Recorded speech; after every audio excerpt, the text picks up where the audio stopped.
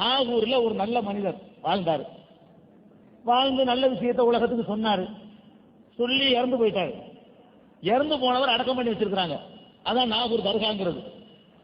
ஒரு 400 வருஷத்துக்கு முன்னாடி இந்த உலகத்துல வாழ்ந்த ஒரு மனிதர், அவர் இறந்து போயிட்டாரு. இறந்து போனவரை கொண்டு அடக்கம் பண்ணி வைத்து அவருடைய சமாதியில நீங்க தான் எங்களுக்கு எல்லாம் செய்யணும்னு சொல்லி கும்பிடுறாங்க. இதுக்கு பேர் இஸ்லாம் கிடையாது. இதை ஒழிக்கத்தான் நபிகள் நாயகம் வந்தாங்க. இது மாதிரியான நம்பிக்கைகளை தரைமட்டமாக்குறதுக்கு தான் நபிகள் நாயகம் இந்த உலகத்துல தோன்றுனாங்க. தர்காங்கிறது என்ன?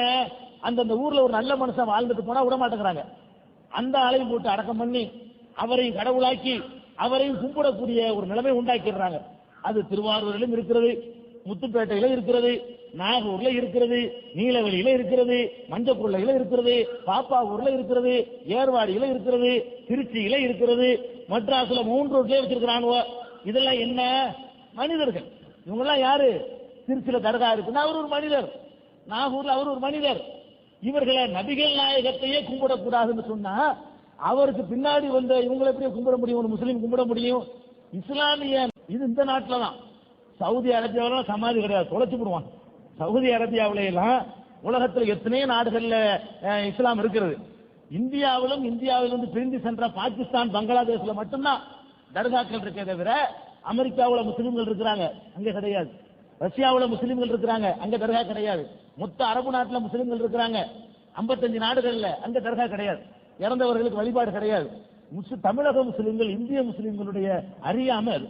அதனால அது இஸ்லாமுக்கு பொறுப்பு இல்லை. ஜியாரத்துக்கு செய்ய போன கபர் வணங்குகிறா? அல்லாஹ்வுடைய ரசூல் ஸல்லல்லாஹு அலைஹி வஸல்லம் செய்ய சொன்ன ஒரு சுன்னத்தை அங்க செய்து கொண்டிருக்கிறோம். நமக்கு பட்டம் வழங்குறாங்க இந்த வஹாபிகள் கபர் வணங்குகிறது. அப்படியானால் இவர்கள் யார்? அல்லாஹ்வுடைய ரசூல் பிரகாரம் செய்யப்படுவர்களை பார்த்து கபர் வணங்குகள் என்று குற்றச்சாட்டு வைக்கிற இவர்கள் யார்? அதை யோசிச்சு பார்க்கணும். இல்ல அவங்க போய் கபரை முத்தமிடுறாங்க, முத்தமிட்டாலே கபர் வணக்கம் ஆயிருமா?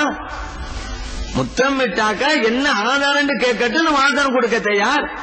அத போய் கபர் வணங்குன்னு சொன்னானே.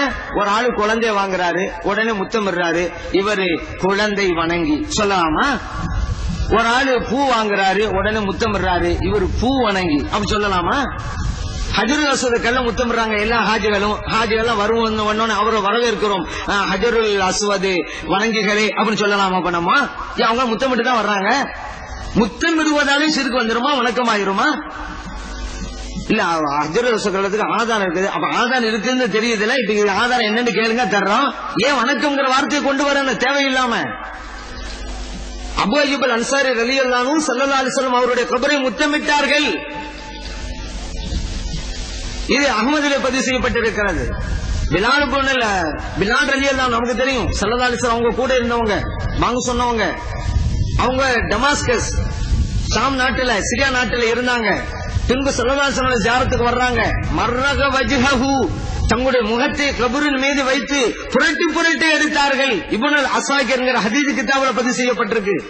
இப்ப நம்ம சொல்ற கிதாபு எல்லாம் ஹதீஸ் கிதாபு தான், வஹாபிகள் ஒப்புக்கொண்ட கிதாபு தான். ஹதீஸ் கிதாபுன்னா எது சொல்றது? அறிவிப்பாளர் வரிசையோட இருக்கும் ஹதீஸ், அதான் ஹதீஸ் கிதாபு. இப்னு அஸாகிர்லாம் அந்த கிதாபு தான், அதுல பதிவு செய்யப்பட்டிருக்கிறது. அப்போ கபரை முத்தமிடலாமா?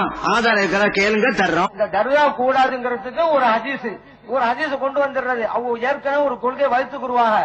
குர்ஆன் பிரகாரம் நடக்கிறது இல்ல வஹாபிகள், ஹதீஸ் பிரகாரம் நடக்க மாட்டாங்க. இப்னு தைமியா என்ன சொன்னாரோ அதன் பிரகாரம் நடப்பாங்க. இப்னு அப்துல் வஹாப் என்ன சொன்னாரோ அதன் பிரகாரம் நடப்பாங்க. இந்த 2 பேர்ல காமிப்பாங்கல்ல. இதுல இளைஞர்கள் என்ன நினைச்சாங்க? ஓ 2 பேர்ல ஒண்ணு குர்ஆனை ஹதீஸை தான் காமிக்கிறான்னு நினைச்சாங்க. கிடையாது. குர்ஆனுக்கு ஹதீஸுக்கு இந்த வஹாபிகளுக்கு என்ன சம்பந்தம் இருக்குது? அந்த 2 காட்டுறது கரெக்ட் தான். 2ல ஒன்னு இப்னு தைமியா, இன்னொன்னு இப்னு அப்துல் வஹாப். அந்த 2 பேருடைய கொள்கையை தான் அவிழ்த்து விட்டுக்கிட்டே இருக்கிறாங்க. அதுல தங்களுடைய கொள்கைக்கு தோத ஹதீஸ வளைக்க முடியாவிட்டா ஒழிச்சு போட்டுறது. இது வஹாபிகளுக்கு கைவந்த கலை. தர்கா கூடாதுங்கிறதுக்கு எந்த ஆதாரம் இல்லைங்கிறதுனால அவங்க என்ன செஞ்சாங்க? ஒரு ஹதீஸ வளைக்கிறாங்களாம். எப்படி? நபிகள் ஸல்லல்லாஹு அலைஹி வஸல்லம் சொல்லிட்டாங்களே, ஜஅனல்லாஹுல் யஹூத வன் நஸாரா, இந்த யஹூதி நசாராக்களை அல்லாஹு தஆலா சபிப்பானாக. காரணம், இத்தஹது குபூர் அன்பியாஹி மசாஜித், அவங்க தங்களுடைய நபிமார்களுடைய கபர்களை எல்லாம் இவங்க இந்த வஹாபி அர்த்தம் வைக்கிறது தர்காக்களா மாற்றி விட்டார்கள் அர்த்தம் வைக்கிறாங்க. அங்க மசாஜித் இருக்கு, பள்ளிவாசல்களாக மாற்றி விட்டார்கள். அவங்க என்ன செஞ்சாங்க? யஹூதி நசாராக்கள் நபிமாருடைய கபர்களை பள்ளிவாசல்களாக மாற்றினார்கள். எப்படி மாற்றினாங்க அதையும் நபி நாம் ஸல்லல்லாஹு அலைஹி வஸல்லம் விளக்குறாங்க. இந்த விளக்கமும் புகாரியில தான் பதிவு செய்யப்பட்டிருக்கு. நபி நாம் ஸல்லல்லாஹு அலைஹி வஸல்லம் சொன்னாங்க, இந்த யஹூதி நசாராக்கள் என்ன தெரியுமா செய்வாங்க, ஒரு நபியோ அல்ல ஒரு நல்லடியாரோ வஃபாத் ஆயிட்டா அவர் அடக்கம் செஞ்சுட்டு அந்த கபருக்கு மேல பள்ளிவாசல் கட்டி விடுவாங்க அப்படின்னு நபி நாம் ஸல்லல்லாஹு அலைஹி வஸல்லம் விளக்கமும் தர்றாங்க. இந்த விளக்கம் நம்ம சொல்ல விளக்கம் இல்லங்க, நபி நாம் ஸல்லல்லாஹு அலைஹி சொன்னதுதான், எங்கேயோ இருக்கிற விளக்கம் அல்ல, புகாரி தான் பதிவு செய்யப்பட்டிருக்கு.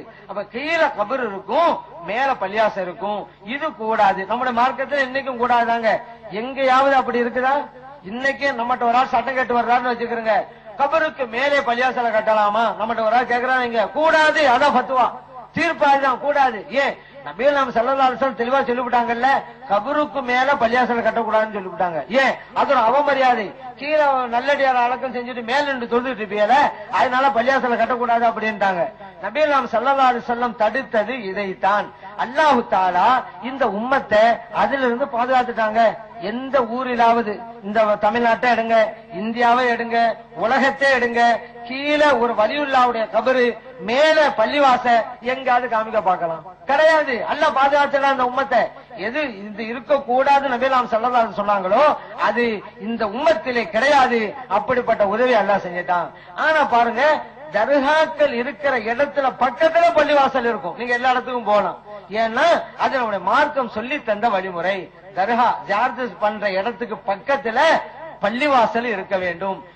இன்னைக்கும் மஸ்ஜித் நபவிக்கு போங்க, மதீனாவுக்கு போங்க, நபி நாம் ஸல்லல்லாஹு அலைஹி வஸல்லம் அவர்களுடைய தர்கா இருக்குதுலங்க, உலகத்திலேயே மிகப்பெரிய தர்கா எங்க இருக்குது? மதீனாவுல இருக்குது. ஆனா இந்த வஹாபிகள் குண்டு சட்டிக்குள்ள குதிரை ஓட்டுற மாதிரி கிணற்று தவளை இருந்து கொண்டு எங்கேயுமே தர்கா கிடையாது, இந்த தமிழ்நாட்டுல இந்தியாவில தான் வச்சிட்டு இருக்காங்கன்னு போய் சொல்லிட்டு இருக்காங்க இந்த வஹாபிகள். உலகம் முழுவதும் போங்க, சிரியா போங்க, யமன் போங்க, துபாய் போங்க, அதே போல ஈஜிப்ட் போங்க, எல்லா அரபு நாடுகளும் போங்க, எல்லா இதுலயும் தர்கா இருக்குங்க. இந்த சவுதியில மட்டும் வஹாபி கவர்மெண்ட் இருக்கிறதுனால இருந்த தர்காக்களை எல்லாம் அழிச்சு விட்டாங்க. இந்த சவுதியில மட்டும் தான் கிடையாது, ஏன்னா வஹாபி கவர்மெண்ட் அவங்க அழிச்சு விட்டாங்க. ஆனாலும் கூட அந்த சவுதியிலும் மிகப்பெரிய தர்கா இருக்கிறது. அதுதான் நமது உயிரில மேலான நாயக்கர்மணி நபிகள் நாயகம் ஸல்லல்லாஹு அலைஹி வஸல்லம் அவர்கள் வாழ்ந்து கொண்டிருக்கிற ரவுலா ஷரீப். பாத்தீங்களா, ரவுலா ஷரீப் தர்கா இருக்குது, பக்கத்துல மஸ்ஜித் நபவி பள்ளிவாசல் இருக்குது, தர்காவை ஒட்டி பள்ளிவாசல் உண்டு. அதே போல பைத்துல் முகத்தஸ் போங்க, அங்க பைத்துல் முகத்தஸ் அப்படிங்கறது அல்லாஹ்வுடைய பள்ளி, அந்த பள்ளிவாசலை சுற்றிலும் நபிமார்களுடைய கபர்கள் இருந்துகிட்டே இருக்குது. அதே போல பகதாது மாநகரம் போங்க, ஈராக்குக்கு வௌசநாயம் ரலியல்லாஹு அன்ஹுடைய தர்கா இருக்கும், பக்கத்துல பள்ளிவாசல் இருக்கும். அஜ்மீருக்கு போங்க, அஜ்மீர் நாயம் ரலியல்லாஹு அன்ஹுடைய தர்கா இருக்குது, பக்கத்துல பள்ளிவாசல் இருக்குது. நாகூருக்கு போங்க, ஏர்வாடிக்கு போங்க, கோவளம் போங்க. ஏன் இங்கே சையீது ஹஜரத் துராபுத்தீன் ஷா காதிரி ஜிஷ்டி ரலியல்லாஹு அன்ஹு இந்த தர்பாரை எடுங்க, தர்கா இருக்குது, பக்கத்துல சொல்வதற்கு பள்ளிவாசல் இருக்குது. போதுமா? எவ்வளவு அழகா இருக்கு. மார்க்கத்தை தெளிவாக புரிந்திருக்கிறார்கள் சொன்ன ஜமாத்தினர்கள். ஏன் இறைவன் சொல்லி தந்தது ஷரியத்திலே எப்படி இருக்க வேணும் அப்படி இருக்கிறார்கள் இந்த சுன்ன ஜமாத்தினர்கள். நபிகள் நாயகம் ஸல்லல்லாஹு அலைஹி வஸல்லம் சொன்னாங்க, ஜூரு, நீங்க ஜியாரத் செய்யுங்க அப்படின்னாங்க.